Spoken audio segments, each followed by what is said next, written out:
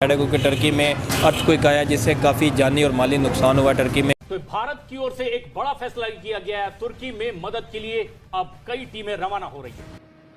भारत के 140 करोड़ लोगों की संवेदनाएं सभी भूकंप पीड़ितों के साथ हैं। इंडिया ने किया है, हम उसको अप्रिशिएट करते हैं। जो मोदी साहब हैं, हम उनको भी अप्रिशिएट करते हैं।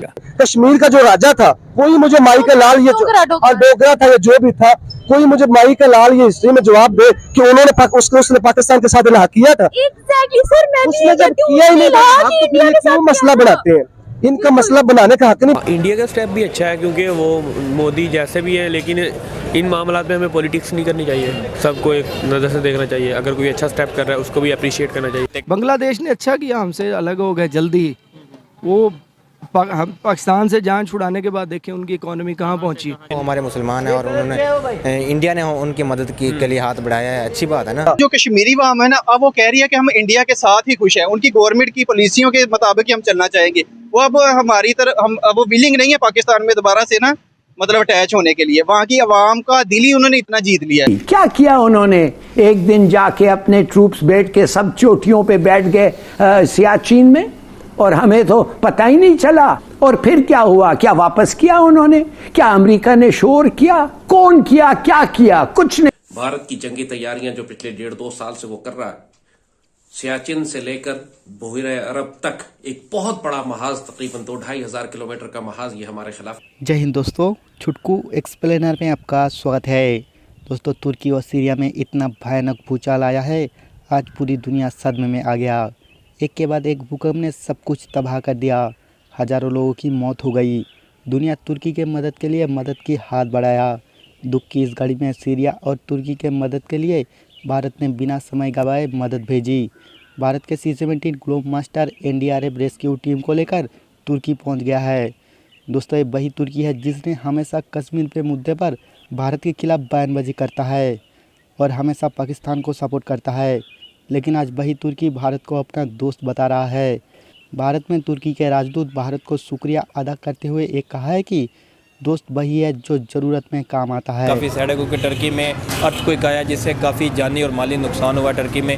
इसमें पाकिस्तानी पब्लिक के पास जाऊंगा, उनसे पूछूंगा कि वो अपने टर्की भाइयों के लिए क्या मैसेज देना चाहेंगे। और साथ ही अगर मैं बात करूँ इंडिया की, तो इंडिया के प्राइम मिनिस्टर नरेंद्र मोदी ने भी ट्वीट किया है और साथ ही ने स्टेटमेंट जारी की है कि हम हर तरह की हेल्प जो है वो टर्की के लिए करेंगे। अपनी टीमें जो है टर्की में भेजेंगे। इसमें पाकिस्तानी जो है वो इंडिया के स्टेप पर क्या कहना चाहेंगे और टर्की भाइयों के लिए क्या मैसेज देना।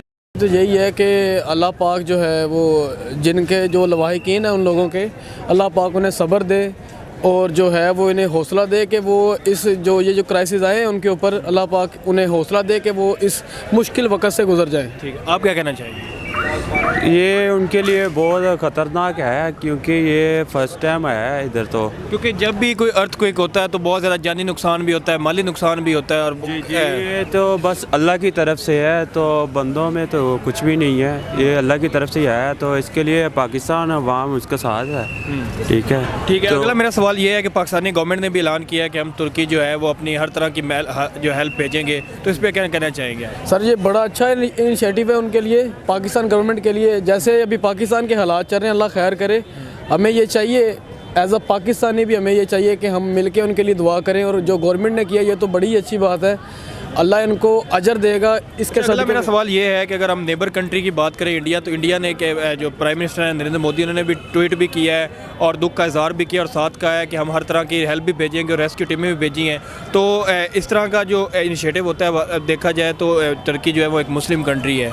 इंडिया जो है वो अगर मुस्लिम्स की हेल्प करता है तो ये एक इंसानियत की बहुत अच्छी मिसाल दी। अगर इंडिया भी अगर अपनी टीमें भेजता है या हेल्प करता है तो इस पर क्या कहना चाहेंगे? इस पर ये कहना चाहेंगे क्योंकि पाकिस्तान भी पीछे हटने वाला नहीं है, क्योंकि वो कोई भी मुल्क हो ना तो पाकिस्तान सबसे पहले आगे होता है। तो पाकिस्तान तो होता ही होता है, लेकिन जो है वो इंडिया ने भी इस दफ़ा जो है वो कहा है कि हम जो है तुर्की की हर तरह की हेल्प करेंगे। तो इंडिया की इस इनिशिएटिव पे क्या इंडिया ने जो इसलिए कहा है क्योंकि वो सियासत में भी थोड़ा सा है ना, क्योंकि वो पाकिस्तान भी चाह रहा है कि तुर्की आगे आए।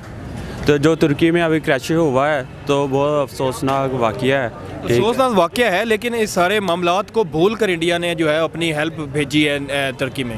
पाकिस्तान भी हेल्प भेजेगा, पाकिस्तान पीछे हटने वाला तो नहीं है, क्योंकि हम उनके साथ हैं, तुर्की के साथ। नहीं, पाकिस्तान तो भेज रहा है, पाकिस्तान भी भेजेगा। मेरा सवाल आप समझ नहीं रहे। मेरा सवाल ये है कि इंडिया ने जो है वो इंसानियत की कितनी बड़ी मिसाल दी है, हालांकि जो तुर्की है वो उनकी मुखालफत भी करता है। मुखालफत तो करता है, बिल्कुल करता है, क्योंकि जो उनमें इंडिया में है ना, जो सिख हैं वो बरादरान ज़रा तुर्की के साथ हैं, तो इंडिया भी थोड़ा सा साथ है, क्योंकि वो चाहता यही है।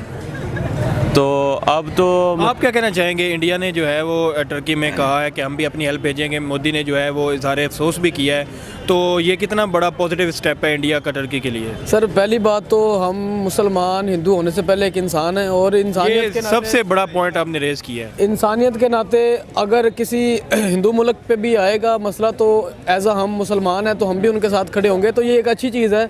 हम अप्रिशिएट करते हैं इंडिया को। इंसानियत सबसे बड़ा है। अगर वो किसी भी मज़हब, किसी भी कंट्री पे अगर कोई इस तरह की आफत आ जाती है, वो उनको नुकसान हो जाता है, तो सारी कंट्रीज़, चाहे वो क्रिश्चियंस कंट्रीज़ हो, हिंदू हो, मुस्लिम हो, सबको मिल के हेल्प करनी चाहिए। इससे इंसानियत जो है, इससे अमन और पीस बढ़ता है। बिल्कुल आप सही कह रहे हैं। इंशाल्लाह अल्लाह पाक उनके जो है इंडिया को भी सर होता बेसिकली ये है कि देखें, वो चाहे मुस्लिम कंट्री है चाहे वो हिंदू कंट्री है, जब अल्लाह की तरफ से ये अजाब आता है ना, तो वो नहीं देखता वो मुसलमान पे आ रहा है, हिंदू पे आ रहा है। हमें ये चाहिए एज अ इंसान कि हम जो है वो किसी भी दूसरे इंसान के ऊपर अगर मुश्किल वक्त है तो हम उसका साथ दें। जो इंडिया ने किया है हम उसको अप्रिशिएट करते हैं। जो मोदी साहब हैं हम उनको भी अप्रिशिएट करते हैं। आपका वेरी वेरी थैंक यू, और अल्लाह पाक आपको इसका। पाकिस्तान को जब सऊदीया से एड मिलती है तो हम काला बुर्का पहन लेते हैं, जब यूएस से एड मिलती है तो हम मॉडर्न हो जाते हैं। कभी हमारा दिल करता है कि हम तुर्की को फॉलो करें। आखिर हमारी अपनी आइडेंटिटी है या नहीं है, और कैसे हम अपनी आइडेंटिटी को फॉलो कर सकते हैं? पाकिस्तान में बहुत से क्राइसिस चल रहे हैं, लेकिन एक क्राइसिस ऐसा है जो कि 1947 से ही शायद चलता आ रहा है, identity crisis. As a Pakistani अगर मैं सवाल कर रहा हूँ एक पाकिस्तानी से कि हमारी क्या आइडेंटिटी है पूरी दुनिया में, और पाकिस्तान किस आइडेंटिटी की बेस पर बना था, किस विजन की बेस पर बना था? असल एक्चुअली जब पार्टीशन हुई थी तो उस वक्त क़ायद आज़म ने बड़ी एफ़र्ट की थी, और ये सोचकर एक अलहदा रियासत का क़याम किया था कि एक पाकिस्तान जाके एक ऐसा मुल्क बनेगा जो दुनिया के नक्शे के ऊपर एक ख़ास तरह से प्रेजेंट करेगा। ठीक है। लेकिन लेकिन अनफॉर्चुनेटली हुआ ये है कि जब से पाकिस्तान बना है, शुरू अवाइल के कुछ अर्सा तो बहुत अच्छा रहा है, लेकिन वक्त के साथ साथ आहिस्ता आहिस्ता हमारे कौल व फ़ेल में तज़ाद शुरू हो गया है। ठीक है। रियासत जिस बुनियाद पे बनाई गई थी वो मकसद सारा ख़त्म हो गया। ठीक है। किस बुनियाद पे आपके ख्याल में रियासत बनाई गई थी? पाकिस्तान का मतलब क्या था? पाकिस्तान असल दो कौमी नज़रिया के तहत वजूद में आया था। हिंदुस्तान और पाकिस्तान, वहाँ पे उनका टोटल कल्चर मुख्तलिफ था, मज़हब मुख्तलिफ था, दोनों डिफरेंट चीज़ें थीं, जिस वजह से इकट्ठे रहना तकरीबन नामुमकिन हो गया था।